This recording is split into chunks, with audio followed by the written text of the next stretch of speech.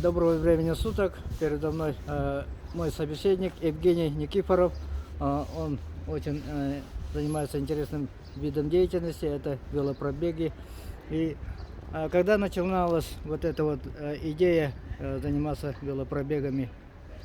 Всем привет! Вообще велотуризмом я занимаюсь достаточно давно, это с 2003 года, то есть уже практически целая жизнь в велотуризме прошла. Ага. Первое время, конечно, как и все, мы катались просто по городу, по пригородам, и когда поняли, что этого мало, что нужно больше двигаться, больше открывать новых территорий, новых маршрутов, мы подумали, почему бы не ездить далеко и долго. И приблизительно в 2006, да, это был 2006 год, у нас состоялся первый большой поход, велопоход на Байкал. Ну, как на Байкал? Так как мы достаточно далеко находимся вообще от всего, Якутск удаленный регион, Ага. чтобы попасть в какое-то место красивое и покататься, нам необходимо сделать комбинированный маршрут. Когда мы садимся с велосипедами в поезд или в самолет, приезжаем на точку старта и там уже спокойно катаемся. Таким образом экономится время, экономятся силы и можно больше всего увидеть за это время. То есть первым походом большим можно считать 2006 год, когда мы двинулись велосипедами на Байкал. С того момента прошло уже много лет, и мы все еще путешествуем. А, и как это подбирается группа участников этого пробега? Да, очень хороший вопрос. Здесь должна быть, во-первых, психологическая совместимость, то есть большие походы, которые рассчитаны на много дней, даже недель, дальние, едут ребята, которые уже скатанные, так называемая скатанная группа, когда уже один сезон или два сезона мы вместе ездим хотя бы на небольшие расстояния в окрестностях Якутска, может быть, на Еланку, на Ботуму, по той стороне реки здесь. То есть ребята должны быть проверенные, мы должны все вместе хорошо, комфортно себя чувствовать, делить обязанности. В группе должен быть, естественно, медик, техник, повар, это очень важно. И вот когда вот эти 5, 6, 7 человек уже сплоченные, то с ними можно ехать куда угодно. То есть обычно в дальних походах случайных людей, перворазников не бывает. Сперва нужно пройти какие-то более простые маршруты, прежде чем ехать на дальняк. А у нас в республике или в городе есть федерация велоспорта или что-нибудь такое похожее, или сообщество? Да, все верно. В начале 2004 года как раз была организована Федерация велосипедного спорта. Несколько лет она просуществовала, и федерация занималась в основном спортивными направлениями. То есть велосипед — это ведь не только туризм, это еще и гонки какие-то, шоссейные велогонки, кросс-кантри, даунхилл.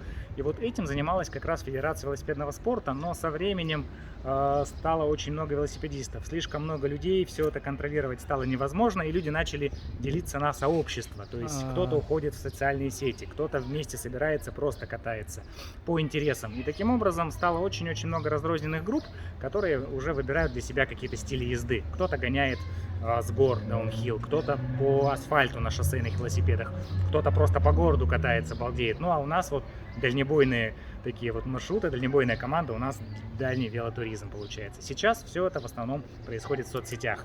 WhatsApp, ВКонтакте, какие-то группы в Телеграме. Как таковой федерации официального сообщества на сегодня, к сожалению, уже нет. А как подбирается маршрут? Здесь самое важное, чтобы он был интересен всем участникам команды. То есть может получиться так, что кому-то нравятся горы, кто-то любит погонять по асфальту, кому-то нужен песок, кому-то хочется по лесным дорожкам. И вот здесь главное найти баланс. То есть не может быть маршрут, где просто асфальтовый перегон 1000 километров. Или с первого же километра грязь, грязь, грязь, горы, песок. Такого тоже не бывает. Мы стараемся, чтобы маршрут включал в себя и асфальта немножечко, и подъемы в меру, спуски, соответственно, и какие-то красивые места, лесные дорожки. То есть маршрут должен быть, во-первых, очень интересным, чтобы было что посмотреть, что пофотографировать, вспомнить. И в то же время он должен быть посильным всем участникам команды. Конечно, можно сделать такой маршрут, когда просто все будут идти пешком 2 дня, но какой в этом смысл?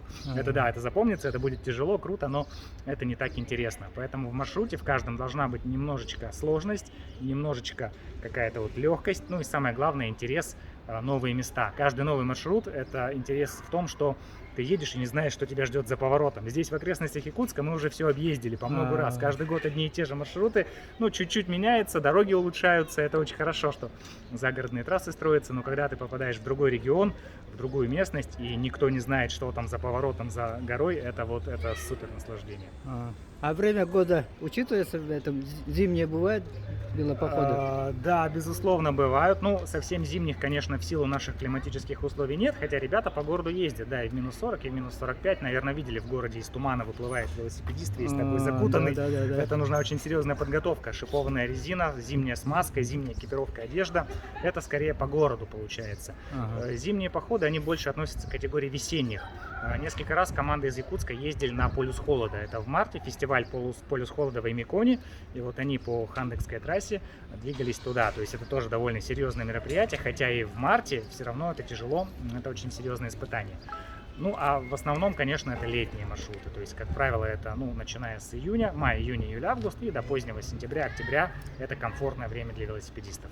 Стараемся попадать в этот период. А я вот иногда на шоссе видел иностранцев, которые на велосипедах катаются. С ними как-то вы стыкуетесь, сообщаете?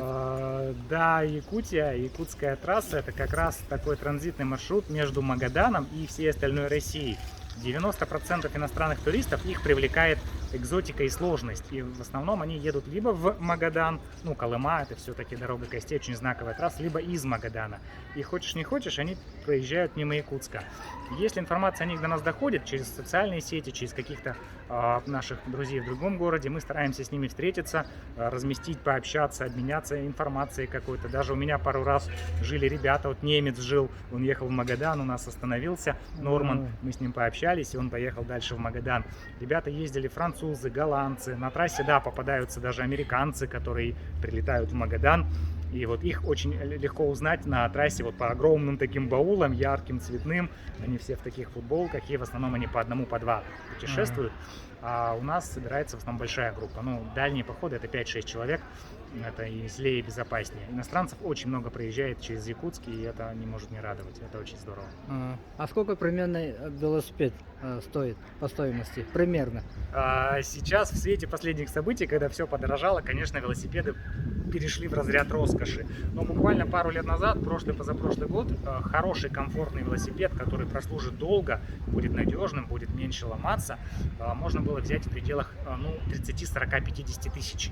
Это просто велосипед. Для туризма, конечно же, вам понадобятся какие-то аксессуары. Это велобагажник, это баулы на велосипед, это экипировка, это снаряжение.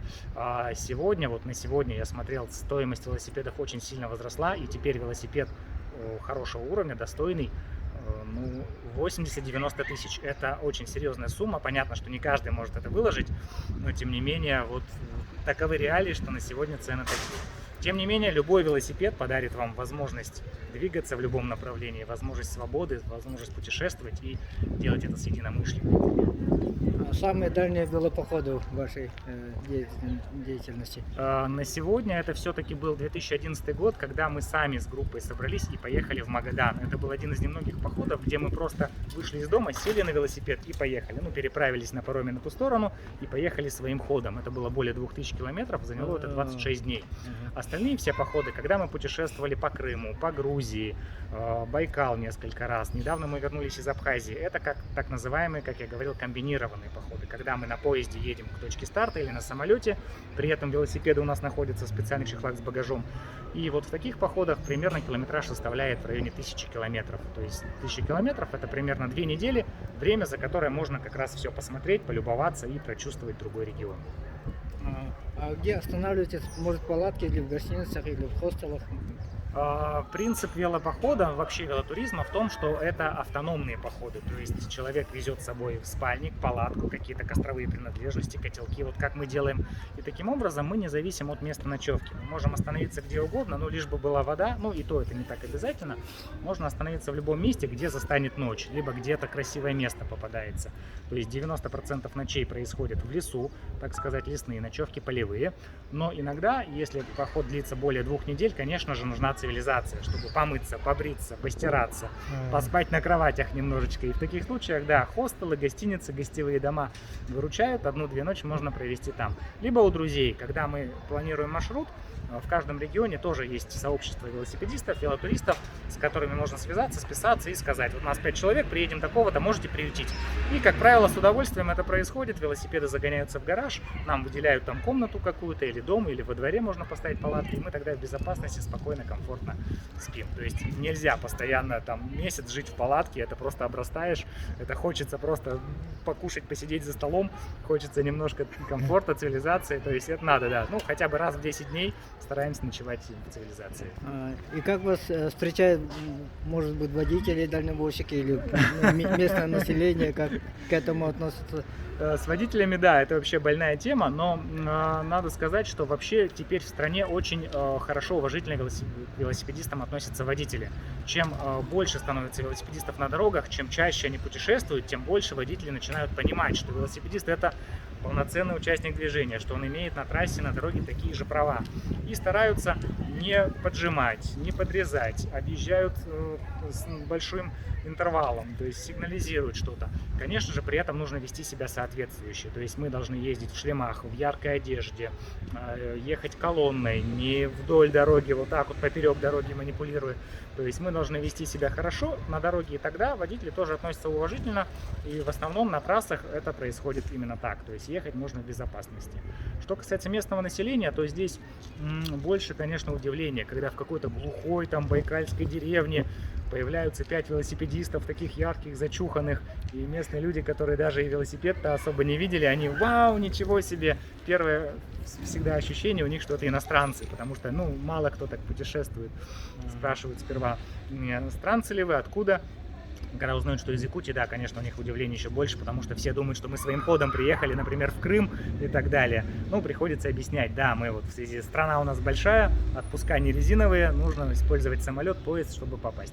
В основном местное население очень доброжелательно, все пытаются помочь, подсказать дорогу, подсказать, где дешевые продукты, где можно заночевать. За все вот эти годы практически негатива мы не встречали, то есть не было такого, чтобы нас пытались напасть, ограбить и так далее. Возможно, просто люди видят, что велосипедисты бедные, уставшие, едут, педалируют, все грязные, пыльные, и наоборот у них возникает какая-то жалость, и хотят вот как-то помочь, там, переютить, воды дать и так далее. Ну, как бы на самом деле, конечно, это очень здорово, похвально, но обычный велосипедист, он просто выглядит страшно, на самом деле у него все есть, он не голодает, он нормально питается, это просто обманчивое впечатление. Поэтому с населением вообще конфликтов никаких обычно не бывает, это очень хорошо. Встречали ли вы другие группы велосипедистов, тоже таких людей, как вы? Да, вот это самое интересное, когда в походе ты встречаешь такие же группы, когда люди едут навстречу, например, это же прям целый обряд. О, привет, вы откуда? Какой у вас маршрут? Сразу начинается там смотреть на велосипеды друг друга. У нас еще есть традиция такая, мы возим с собой либо наклейки, либо значки, и если встречаются другие группы, мы им дарим наклейку с логотипом нашего похода, значок, какие-то сувениры такие. На Байкале мы встречали иностранцев несколько раз. Где-то на дорогах Крыма там попадаются и одиночные велосипедисты, кто путешествует один группами из России, из других регионов. И вот каждый раз, когда велотурист встречает велотуриста, это прямо такой праздник, потому что иной раз едешь, там день, два, три, 10 дней и тишина, и тут вот такой же единомышленник едет или навстречу, или где-то пересекаешься. И даже мы делали совместные стоянки пару раз, когда вот маршрут в точке пересекался, ставили общий лагерь, и вот за вечер вместе ужинали, общались, делились планами, интересами, контактными данными и дальше разъезжались по маршруту. Это очень интересно пообщаться с людьми из других городов, из других регионов и особенно из других стран. Там уже языковой барьер, он сглаживается, там уже жестами на пальцах все это, все друг друга понимают, потому что велосипедисты. Такое бывает время от времени, да, это здорово. А возрастная категория, и у вас в группе, по-моему, женщина была последний раз в Крыму? Да, верно. Иногда в каждом походе мы стараемся брать 1-2 девушки. То есть в основном многие-многие годы со мной ездила моя супруга, и постоянно она ездила вот с нами наравне с мужчинами. Вот, на днях у нас родился маленький ребенок, пополнение в семье, и поэтому она временно пока из этого выпала. Но девушки тоже проявляют очень большой интерес к велотуризму, поэтому очень лояльно относятся люди, когда видят, что в группе еще есть девушка. То есть это не просто там 5 каких-то парней, да, а с ними девушка. Сразу уже у местного населения, например, отношение уже другое. О, да, с ними девчонка, вот вот вам двор, вот вам еда, вот вам шоколадки и так далее. Это очень прикольно. А что касается возрастных рамок, то велотуризмом люди занимаются уже достаточно взрослые. То есть, конечно, там нету молодежи, которая 18-20 лет, у них другие интересы немножечко. В нашей туристической группе в основном это 30-35 и старше. То есть средний возраст, я бы сказал, 35-40 даже. Люди уже взрослые, у которых есть уже семья, стабильная работа, которые могут позволить в отпуск оставить свои дела, оставить семью с взрослыми детьми.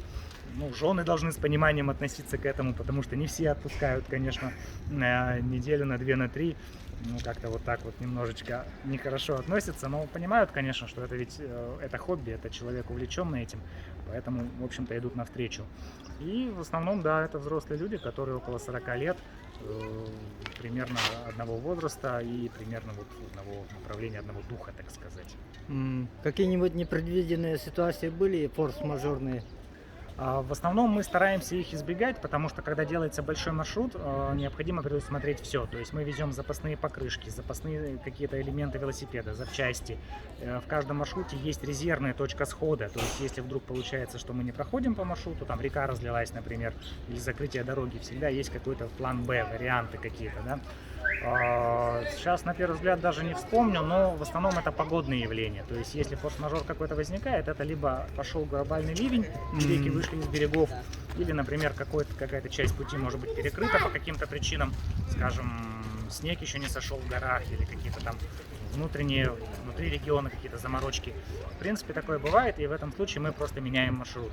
А так, чтобы какие-то были серьезные травмы или поломки, которые не позволяли продолжить маршрут, такого я не припомню. Все решаемо, когда в группе есть грамотный механик, грамотный медик и грамотная вот планировка маршрута происходит, то в принципе этих проблем удается избежать.